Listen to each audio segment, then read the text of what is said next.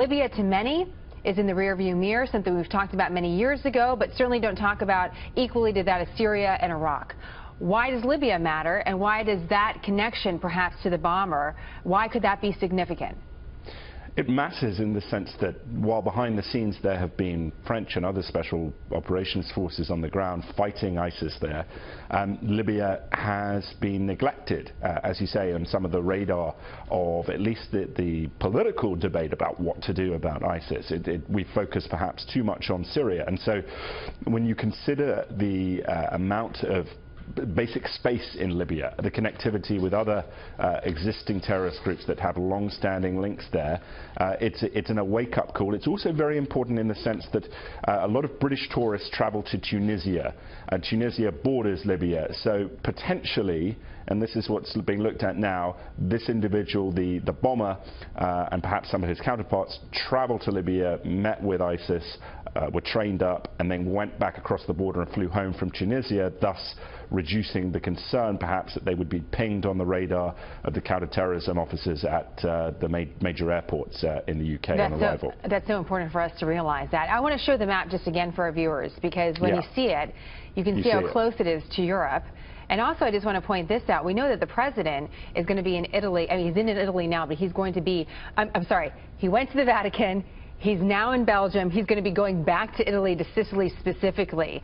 And you can see how close that is to Tripoli, where apparently this arrest has been made, but also the importance of Tunisia and the ease of travel between all these countries. You know, there's some questions now, Tom, of course, how can we not ask them about how safe we are here? You see this type of technology with the bomb. You hear all the reports about a travel ban perhaps being extended into Europe regarding laptops. It would be, what are we to think?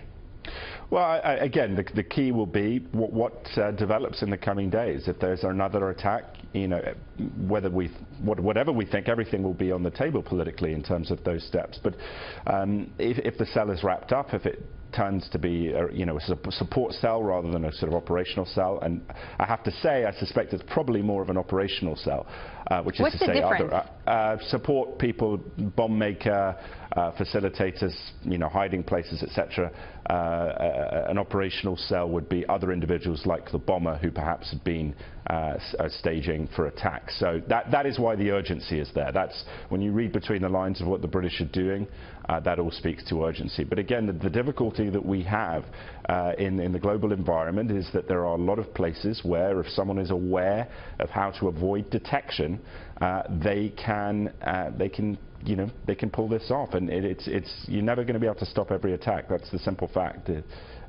So the British intelligence services are some of the very best in the world, certainly on the domestic front, and the US-UK special relationship is proving its worth at the moment, because I can guarantee you there will be a lot of interchange of intelligence. Let me just ask you something really quick, and then I have to run. I'm seeing some other additional reports that we're working to confirm about additional arrests, so I don't want to go with them yet. But when, to your knowledge, when the terror level is raised, does that give law enforcement in England more of an ability to arrest people with a lesser standard, if you will, than they might need? No, but in the UK, the Home Secretary, who's a politician, can authorize warrants, which would have to be authorized by a court in the United States. So there's investigative power.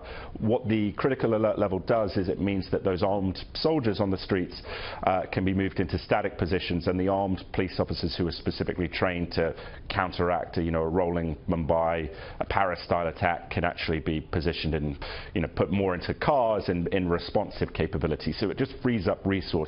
But in judicial sense, no, nothing has changed. It's not like a state of emergency as in France. Interesting. It's good perspective for us. And when you mention Mumbai, when you mention Paris, I can't help but think of a conversation we had on this show with the FBI here at home.